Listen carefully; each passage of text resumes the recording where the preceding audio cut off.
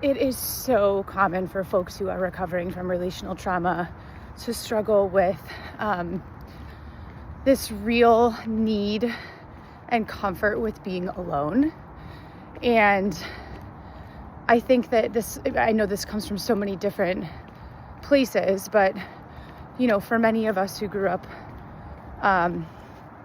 in environments that kind of cultivated what now is this relational trauma that we're experiencing, there were a lot of times when we were left alone with our emotions.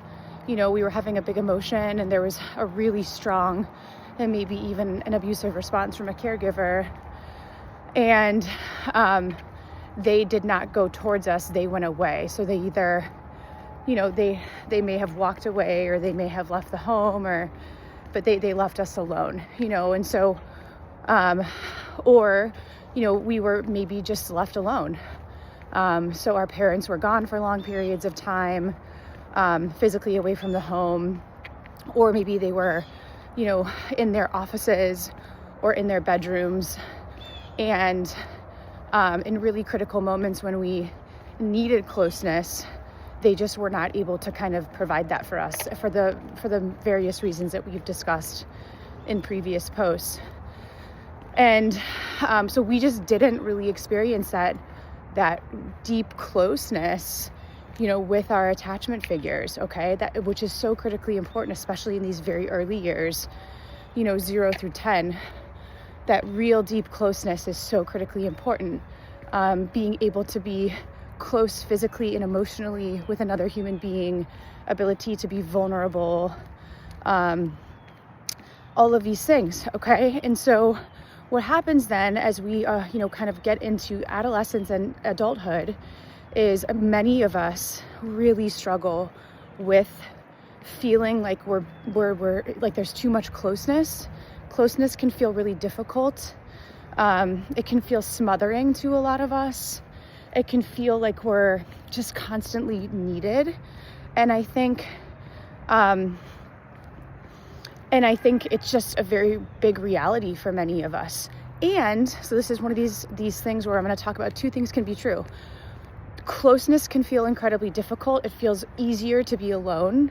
It's a natural tendency. And there is a very significant part, again, this language part, there's a very significant part of us that really craves that intimacy and that closeness.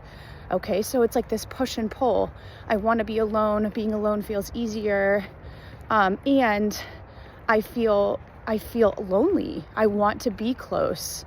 I want to be connected to another human being. I feel separate from. I feel like an outsider. I really want to be close. I just don't know how to do it. It feels really difficult for me. So I just really want to kind of normalize how common this push-pull is for people who are healing from relational trauma. There's so many things that we can do in the therapy room and outside of the therapy room to kind of help with this. But one of the things that I really encourage folks to do is to just embrace that part of them as they're healing. Embrace that part of them that really needs that alone time.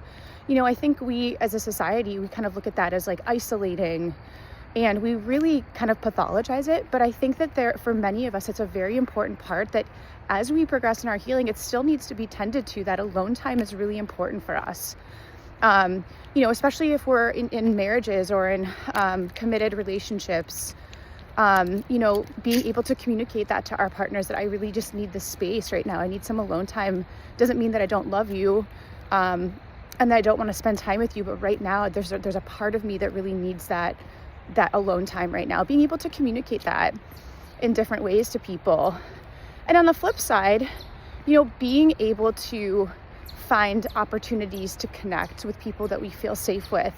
For a lot of us, it feels safer to do this on a one-on-one basis, to find a couple people that we feel really safe connecting one-on-one, being more emotionally vulnerable, finding this is like just small number of very close friends that we feel safe with is very important.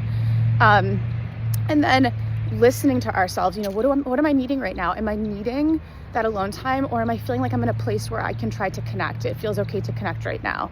So again, just really listening to ourselves, but we're normalizing this, okay? Like this is something many of us experience. I hope that you found this helpful, and thank you for being willing to come on here to expand and learn and grow.